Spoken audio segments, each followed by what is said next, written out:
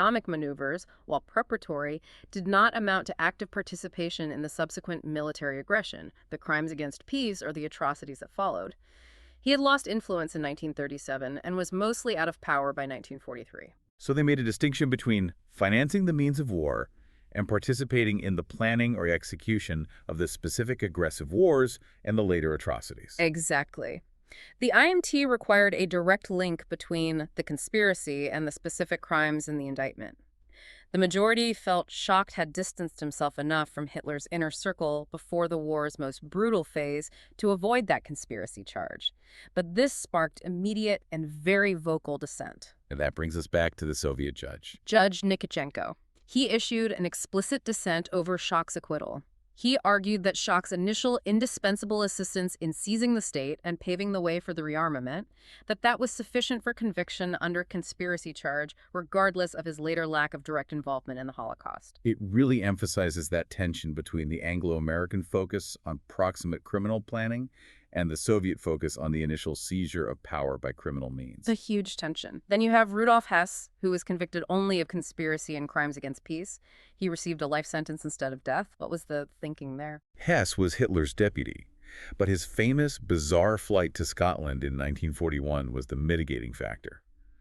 That action effectively disconnected him from the planning and execution of the later, most egregious war crimes and crimes against humanity, like the systematic mass murders and forced labor programs that escalated so dramatically after his departure. So he was convicted for the earlier political conspiracy and the initial planning of the war, but not for the later atrocities. Correct. Now, Albert Speer stands out because he actually admitted responsibility, an act that was nearly unique among the defendants. Speer, Hitler's architect and minister of armaments, was perhaps the only defendant who provided the court with even a limited acknowledgement of institutional responsibility. He admitted to the use of forced laborers and concentration camp prisoners in his production efforts. He acknowledged that the crimes were inherent in the totalitarian system he served. And did this admission of systemic responsibility mitigate his sentence? It's widely considered that it did. While he claimed ignorance of the mass exterminations in the East, a claim heavily debated by historians, his admission of systemic responsibility for crimes against humanity stood in stark contrast to the absolute denial from Goering, Keitel, and the others. He received a 20-year prison term, avoiding the death sentence. Okay, let's address the most fundamental legal challenge raised by the defense. The concept of superior orders, used by high-ranking military figures like Keitel and Jodl. What was their core argument, and why did the IMT charter just dismantle it? Their lawyers argued that their clients were operating under the Führerprinzip, the leader principle, and were compelled to obey Hitler's orders. They also argued the act of state defense, claiming that acting in an official capacity for a sovereign state granted them immunity. And that concept, that a soldier is merely a tool of the state and can't be held personally liable, is so deeply embedded in military culture. How did the IMT legally obliterate that defense? The IMT charter ruled, unequivocally, that acting under superior orders was not a defense against criminal responsibility. It could, however, be used to mitigate punishment. This was a revolutionary principle of international law. Critical distinction. Jackson countered their defense brilliantly. He argued these men weren't just low-level soldiers. They were high-ranking leaders who exercised great power. They had a moral choice to refuse illegal and atrocious orders. The IMT established that the doctrine of superior orders cannot grant immunity for really great crimes. So it confirmed the principle that crimes are committed by persons, not by abstract, fictional entities like the state. Individual accountability was established above official capacity. Exactly. If the act of state defense had succeeded, no head of government or military leader could ever be held accountable for atrocities committed under their command. Nuremberg established the supremacy of international law in matters of atrocity, overriding national law or official capacity. But the defense also tried the tu-quoque argument, a kind of rhetorical trap designed to discredit the whole tribunal by pointing out Allied misdeeds. The "you also" argument, yes. Defense lawyers attempted to introduce evidence of alleged unlawful Allied conduct, specifically pointing to the extensive firebombing of German cities like Dresden, which resulted in massive civilian casualties. They were arguing, if we are criminals for bombing civilians, so are you. That's a devastating rhetorical challenge. It's an attempt to turn the tables and argue the victors had no moral or legal standing to judge the defeated. It was a very dangerous rhetorical trap.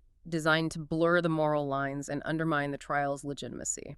The IMT rigorously blocked these attempts. The tribunal's jurisdiction was strictly established for the trial and punishment of the major war criminals of the European Axis countries. It explicitly excluded Allied conduct. The focus had to remain laser sharp. It had to. Allowing Tokguri would have just derailed the proceedings into an investigation of Allied conduct, which was outside the IMT's mandate, and it would have fueled that victor's justice criticism. So after 293 days of meticulous, emotionally draining evidence, millions of documents, hours of testimony, shocking films, what was the final tally when the judgment was handed down in October 1946? The tribunal convicted 19 of the defendants. 12 were sentenced to death, though, as we said, Göring preempted his sentence. 3 received life sentences, including Hess, and 4 received fixed terms, including Speer. The 3 acquittals were Schacht, Franz von Papen, and Hans Fritzsche. And beyond the individuals, the IMT also declared several entire organizations to be criminal entities. Why was that organizational conviction so critical? It was crucial for procedural justice down the line. 4 organizations were declared criminal: the Leadership Corps of the Nazi Party, the SS, the Gestapo, and the SD, the Security Service.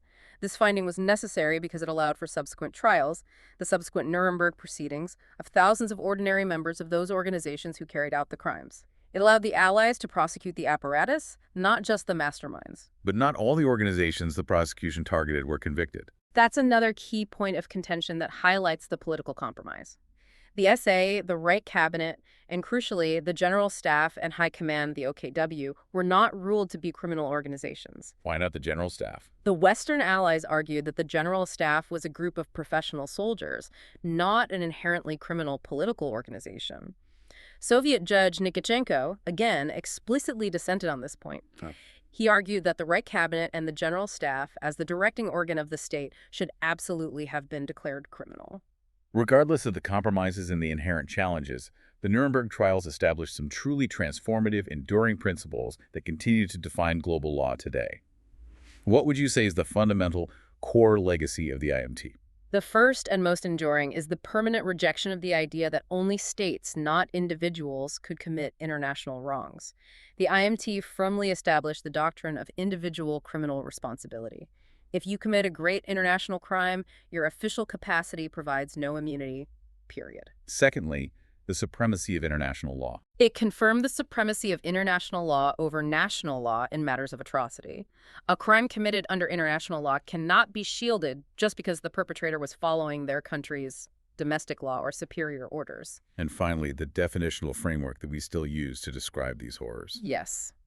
Nuremberg cemented the definition of 3 core international crimes: crimes against peace, war crimes, and crimes against humanity. That provided the legal framework for all subsequent international jurisprudence, leading directly to institutions like the International Criminal Court and the various ad hoc tribunals in the decades that followed. And that reliance on the Nazi regime's own documents, as you mentioned, also created an unimpeachable legal record of the Holocaust and the organized conspiracy. That legal standard, created in 1945, continues to be so vital for combating denial today. It is its most powerful function. The meticulous collection, translation, and presentation of those facts, often so dry and bureaucratic, ensure that the historical truth is protected by a solid legal foundation. The IMT, as Jackson noted, established that power has ever paid to reason. But we have to look ahead. We're decades past Nuremberg, and yet in modern conflicts, we still hear the defense of superior orders being cited by high-ranking officials. What does the persistence of that legal argument tell us about the continuous, agonizing struggle to apply those principles that were laid down in 1945? Well, I think that difficulty persists because the law, as established at Nuremberg, requires a moral choice, particularly from those in positions of high command. The IMT made it clear that a soldier or officer could not simply claim ignorance of the criminal nature of an order, especially if the illegality pierces the eye and revolts the heart. The continuous struggle is the gap between defining that legal obligation and ensuring that individuals operating within strictly hierarchical military systems feel empowered or compelled to uphold that moral choice, knowing full well the personal consequences of refusing an order. We've seen the power of the Nuremberg record, which proved guilt with the Nazis' own words. And yet the political compromises meant the jurisdiction over crimes against humanity was limited. What lesson does Nuremberg hold for prosecuting atrocities in places where the victors themselves have murky internal human rights records? Is the standard set in 1945 still one we can uphold globally today? That is the enduring, uncomfortable truth of international law. Its application is always filtered through the political willingness of the powerful. Nuremberg established the legal standard, but its application demands continuous moral and political will, especially when it involves holding current powers accountable. A profound challenge that continues to demand our attention.